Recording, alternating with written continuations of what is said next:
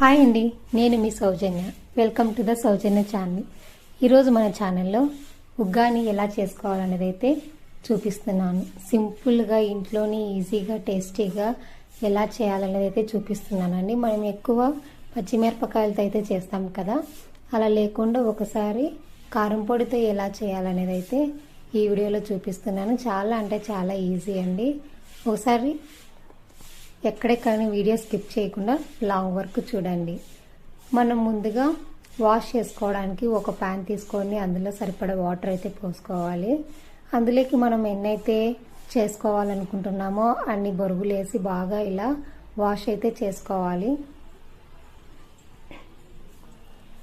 సపరేట్గా ఇంకో ప్యాన్ తీసుకోవాలండి. మనం వాష్ చేసిన తర్వాత అవన్నీ ఇలా సపరేట్ అయితే చేసుకోవాలి.